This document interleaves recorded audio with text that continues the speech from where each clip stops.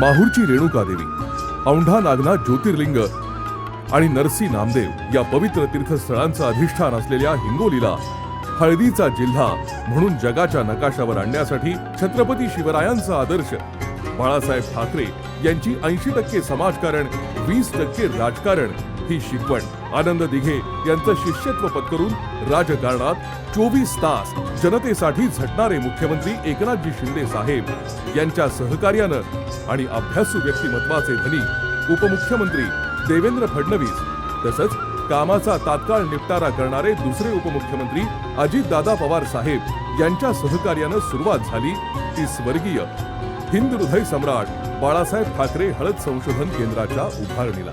देवदेवतांचं पवित्र कुंकू तिलक असो की जेजुरीचा भंडारा,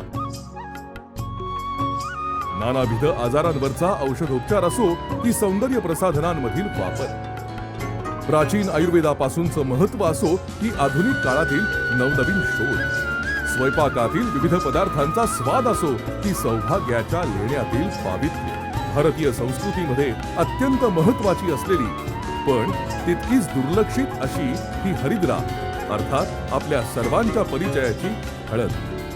जगाच्या उत्पन्नात सर्वाधिक उत्पन्न घेणारं राष्ट्र म्हणजे भारत आणि भारतातील सर्वाधिक उत्पन्न घेणारं राज्य महाराष्ट्र आणि महाराष्ट्रातील सर्वाधिक उत्पन्न घेणारा जिल्हा म्हणजे हिंगोली. नेमकी हीच बाब लक्षात घेऊन हिंगोली लोकसभेचे खासदार हेमंत पाटील यांनी या सर्वाधिक उत्पन्न घेतल्या जाणाऱ्या हळद पिकावर शास्त्रोक्त पद्धतीनं काम करून शेतकरी, बेरोजगार, व्यापारी या सर्वच घटकांना बळकटी देणारं काम उभं करायचं ठरवलं आणि अहोरात्र प्रचंड ध्यास घेऊन सुरू झाला हळदीला सोन्याची झळाळी देणारा सुवर्ण क्रांतीचा प्रवास. 19 साली लोकसभेवर माझी निवड झाल्यानंतर मला वाणिज्य विभागाच्या स्थायी समितीवर पाठवण्यात आलं आणि या निमित्तानं दक्षिण भारतामध्ये असलेल्या स्पाइस बोर्डाच्या कार्यालयाला मला भेटी देत आल्या.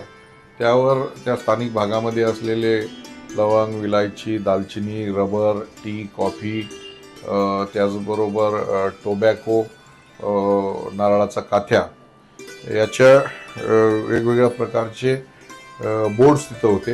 या बोर्ड्समधनं उत्पन्न वाढवण्यासाठी त्याचबरोबर इम्पोर्ट एक्सपोर्टसाठी मोठ्या प्रमाणामध्ये काम होतं. अशा पद्धतीचं काम माझ्या जिल्ह्यातल्या पिकासाठी व्हावं अशी संकल्पना डोक्यामध्ये आली आणि तेव्हापासून मी हळदीच्या कामाला सुरुवात केली.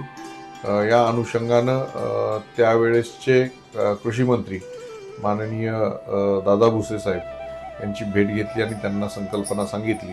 त्यांनी अभ्यास समिती या निमित्तानं निवडली आणि या अभ्यास समितीने महाराष्ट्रातील वेगवेगळ्या विद्यापीठातील हळदीवर काम करणाऱ्या शास्त्रज्ञांच्या जवळपास 28 बैठका घेऊन ही जो काही अभ्यास केला त्या अभ्यासाचा रिसर्च स्टडी हा महाराष्ट्र शासनाने दिला. महाराष्ट्र शासनाने तो स्वीकारला आणि त्यानंतर महाराष्ट्राचे मुख्यमंत्री माननीय एकनाथराव शिंदे साहेब, त्याचबरोबर माननीय देवेंद्रजी फडणवीस, माननीय अजितदादा यांच्या सहकार्याने वसमत इथे 65 एकर जागेवर आणि 100 कोटी रुपये खर्च करून अद्ययावत असं हे हळद संशोधन केंद्र उभं राहत आहे.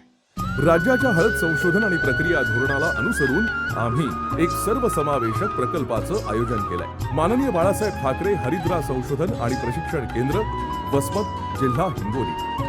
नियोजित प्रकल्प हिंगोली शहरापासून 66 किलोमीटर अंतरावर आणि नांदेड सिटीपासून 30 किलोमीटर अंतरावर आकाराला येईल. या प्रकल्पामध्ये पुढील प्रमाणे विविध विभाग असतील. हळद प्रक्रिया विभाग, इथे हळदीवर सर्व प्रकारच्या प्रक्रिया केल्या जातील. इथे मालाचा साठा करण्याची सोय आहे.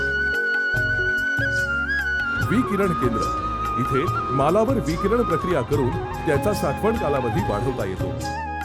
मध्यवर्ती इमारत, या इमारतीत अद्ययावत मध्यवर्ती कार्यालयाचं नियोजन केलंय. चर्चा करण्यासाठी विविध कक्ष आणि श्रमपरिहारासाठी उपहारगृह रचण्यात आलंय. हरिद्रा प्रशासन आणि परिचालन कार्यालय, हरिद्रा यंत्रणा आणि व्यवस्थापन काम याची दालनं. इन्क्युबेशन केंद्र, उद्यमशील व्यक्तींना सल्ला आणि समर्थन करण्याचे वेगळे विभाग. बॉम्बे स्टॉक एक्सचेंज कार्यालय, वित्तीय संचालन आणि बाजारासंबंधित कामकाजाचं कार्यालय. स्पाइस बोर्ड कार्यालय, स्पाइस उत्पादन आणि व्यापार संबंधित कामं इथे होणार आहेत. NCDEX कार्यालय कमोडिटी व्यापार आणि संचालन संबंधित कामं नियोजली आहेत. शेतकरी विभाग, शेतकरी माहिती केंद्र, तंत्रज्ञान, बाजार माहिती, वित्तीय सल्ला प्रदान करण्याचं कार्यालय. प्रशिक्षण हॉल, कृषी तंत्रज्ञान आणि व्यापार प्रशिक्षणाचा हॉल नियोजित आहे. ऑडिओ व्हिज्युअल स्टुडिओ, तांत्रिक विषयांवर व्हिडिओ ऑडिओ प्रेझेंटेशन. शेतकरी उत्पादित उत्पादन डिस्प्ले क्षेत्र, उत्पादित केलेलं उत्पादन डिस्प्ले, उत्पादन मशिनरी प्रदर्शन क्षेत्र, कृषी उत्पादन आणि मशिनरी प्रदर्शनाचं क्षेत्र नियोजित केलंय. शास्त्रज्ञ विभाग, प्लांट आणि टिश्यू संवर्धन प्रयोगशाळा, वनस्पती संरक्षण आणि कृषी विकासात मदत करणारी प्रयोगशाळा. माती, पाणी, पान स्वच्छता प्रमाणीकरण प्रयोगशाळा. इथे माती, पाणी, पान गुणवत्ता मूल्यांकन पण केलं जाईल. संशोधन आणि विकास क्षेत्र, अद्ययावत वैज्ञानिक अन्वेषण करणारं हे क्षेत्र असेल. राष्ट्रीय जीन बँक, बियाणे संग्रहालय सुविधा, वनस्पती वैविध्याची संरक्षण आणि बायोडायव्हर्सिटीसाठी इथे संशोधन संवर्धन केलं जाईल. सभागृह, या सभागृहात हजारोपेक्षा जास्त लोकांसाठी जागा, उत्कृष्ट सभागृह उभारण्यात आलंय. जास्तीत जास्त शेतकरी समारंभ आणि शेतकरी बैठकांसाठी इथे जागा उपलब्ध होणार आहे. कार्यकारी अतिथीगृह, अतिथी यांची राहण्याची सोय आहे. या अद्ययावत अतिथीगृहात सर्व प्रकारच्या लेटेस्ट टेक्नॉलॉजीचा वापर करण्यात आलाय. वैज्ञानिक निवास, कर्मचारी निवास, शेतकरी निवास.